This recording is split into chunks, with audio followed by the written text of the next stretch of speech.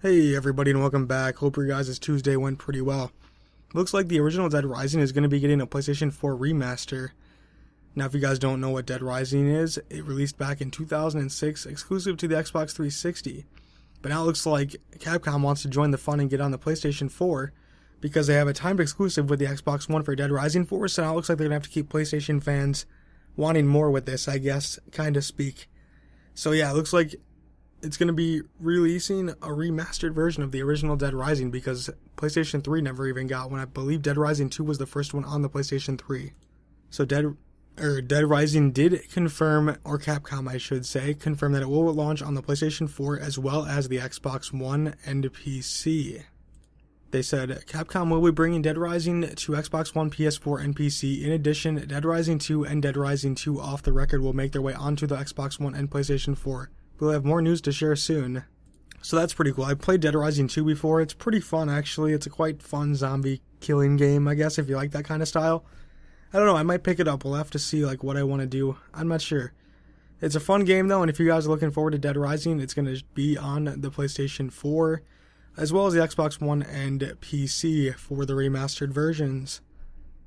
So remember last week when I was talking about Sony said how all VR games will support the DualShock 4 controller? Yeah, well, that was kind of a lie on Sony's part, because they came out and said yesterday, or 2 days ago, nearly all PlayStation VR titles will support DualShock 4 controllers, and several games will deliver an enhanced experience that further immerses gamers with the use of peripherals such as the Move or the recently announced AIM controller.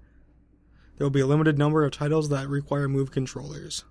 It's probably a good thing that Sony is not forcing people to buy the Move controllers because honestly the PlayStation VR bundle doesn't even come with the Move controllers or the camera, I believe. No, I believe it comes with a camera. I can't remember exactly what the bundle comes with. But I'm glad they're not forcing the Move controllers on you.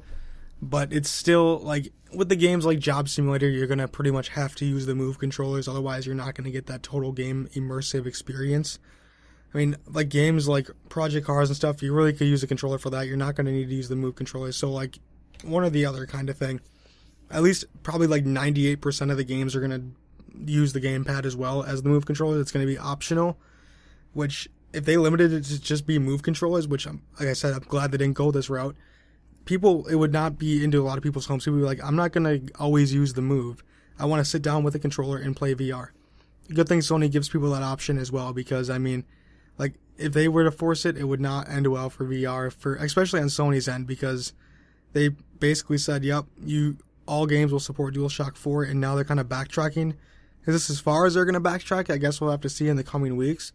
But it looks like, as of right now, the games that basically require is kind of games like Job Simulator and games like that, but not the Project Cars, I wouldn't think, or just other games than the first person move hand interactive games, which is probably fine with a lot of people. I'm sure a lot of people just want to play I don't know, I can't even think of any games right now, but people that just want to play a game, sit down in their chair, play a game with the controller and use the VR headset. At least you'll be able to do that as well. So that's cool. I'm glad they came out and refreshed everybody oh yeah, we didn't mean all games, we meant most. So I guess we'll have to see what they mean by that as we get closer to launch with the PlayStation VR, but that's kind of a good thing that they're not forcing the Move controllers on everybody, which honestly, like I said, would have hurt their sales significantly. Alright, so Bethesda is basically answering questions on Twitter. I guess Pete Hines, who's their marketing boss, he's answering a ton of questions on Twitter, sharing new information.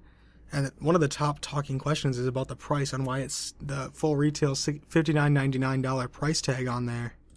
I guess one fan said that they're aware of the price, they're not so sure about the game's value. And then he reeled off pretty much everything he said before saying, if you don't want that, don't buy it then. A game with all DLC and mod support and updated graphics running on 2 new consoles, if you don't want that, don't buy it, is what the full tweet actually did say. And then he pretty much went on to say it'll be available in all the same languages as the original Skyrim. So pretty much English, French, Italian, and German, as well as Spanish. So because people were concerned if it was going to be in different languages or not, which he said yes, obviously it is. And then he says yes, should be up on Xbox One and PSN in the next few weeks, or so I'm told. So that was a question referring to preloading the game on the Xbox One and PlayStation 4. Because, I mean, I don't know why you want to preload a game this early, but whatever, that's beside the point. So he's just answering just a ton of questions lately on Twitter. And just to random people, this game comes out October 28th, if you guys are not aware, on PS4, Xbox One, and PC. And I guess in addition to the upgraded graphics, the PS4 and Xbox One remaster will have all post-release DLC, including Dawnguard, Hearthfire, and Dragonborn, which that people have... I don't understand why people are going this route and like pointing fingers at Bethesda. Like, $60 is a fair price for this game. They remastered the map from top to bottom. The game is remastered from top to bottom. It comes with all the DLC. The replay value of Skyrim is very high, so like obviously if I buy it, I'm gonna play that thing like no tomorrow. And it comes like, for me personally, the $60 is not that bad. Like, yeah, people wanted it to be like $40. Well, Bethesda's a good developer. They're one of the last good developers out there yet. So I'll be more than happy to give them $60 of my hard-earned money because they deserve it. They do really good jobs on games, and it just is. It's a fun game. So 2 for 1 right there. And I love to support the good developers, not the bad ones, but I love to support the good ones. And I don't know, what are your guys' opinion on this? Do you guys think the $60 price tag is a little bit too high for the special edition of Skyrim, or do you think it's just right because it includes actually quite a bit? Let me know down in the comments.